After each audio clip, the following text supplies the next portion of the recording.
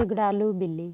ایک دن جنگل کا بادشاہ اپنے وزیر چیتے کے ساتھ ریاست کی سیر کے لیے روانہ ہوا۔ راستے میں وزیر نے جنگل کے حالات کے بارے میں بتاتے ہوئے کہا، بادشاہ سلامت، آپ کی حکومت سے ہر کوئی خوش ہے، سارے جانور امن اور سکون سے رہتے ہیں، لیکن ایک بلی ہے جو سب کے ساتھ لڑتی رہتی ہے، اس وجہ سے سب اسے جھگڑالو بلی کہتے ہیں۔ بادشاہ نے جواب دیا، ہم کسی کو بھی اپنے جنگل میں فساد پھیلانے کی اجازت نہیں دے سکتے، اسے ضرور سبق سکھائیں گے۔ وزیر نے کہا، جناب وہ بڑے غصے والی ہے اور بدتمیز بھی ہے، کہیں آپ کی بے عزتی نہ کر دے۔ بادشاہ نے کہا، تم پریشان نہ ہو، جیسا شکار ویسا جال۔ شیر اور چیتا دونوں جنگل میں گھومتے رہے، یہاں تک کہ دوپہر کا وقت ہو گیا۔ بادشاہ نے گھنے درختوں کے نیچے سستانے کا ارادہ کیا۔ شیر درختوں کے سائے میں لیٹا اور آرام کر رہا تھا کہ اوپر سے ایک ہڈی اس کے سر پر گری۔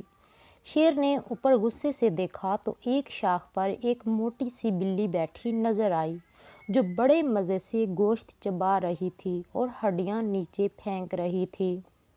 شیر نے اشارے کے ساتھ وزیر کو بلا کر اس بلی کے بارے میں پوچھا تو وزیر نے بھی بلی کو پہچان لیا اور کہنے لگا، حضور، میں نے صبح میں جھگڑالو بلی کے بارے میں بتایا تھا، یہ وہی بلی ہے۔ شیر نے وزیر سے کہا، بلی کو ہمارے سامنے پیش کرو۔ وزیر بلی سے مخاطب ہو کر بولا، خالہ نیچے آؤ، بادشاہ سلامت کو تم سے ضروری بات کرنی ہے۔ وزیر کو جس کا ڈر تھا وہی ہوا۔ بلی چیخ کر بولی، مجھے خالہ کیوں کہا؟ ابھی میری عمر ہی کیا ہے، اپنے لفظ واپس لو۔ شیر سمجھ گیا کہ واقعی وزیر سچ کہہ رہا تھا، یہ تو واقعی جھگڑالو بلی ہے۔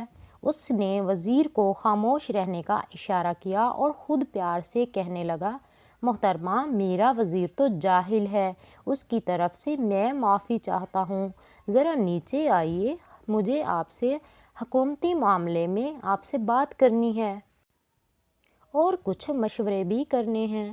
بلی منہ چڑھاتے ہوئے بولی، اچھا معاف کیا، بولو کیا بات ہے، کیا مشورہ چاہیے؟ شیر نے بڑے پیار سے کہا، تم ایک لائق فائق بلی ہو، پورے جنگل میں تمہاری سمجھداری اور دانشمندی کے چرچے ہیں، لہٰذا میں چاہتا ہوں تمہیں اپنا وزیر بنا لوں۔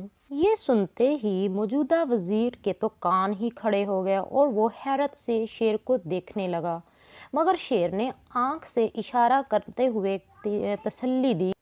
دوسری جانب وزارت کی پیشکش سن کر بلی تو پھولے نہ سمائے، خوشی خوشی چھلانگ لگا کر درخت سے نیچے اتر آئی اور شیر کے قریب آ کر خوشی سے بولی، بادشاہ سلامت، مجھے قبول ہے۔ لیکن شیر نے ایسا زوردار پنجہ مارا کہ بلی اڑتی ہوئی درخت سے ٹکرائی۔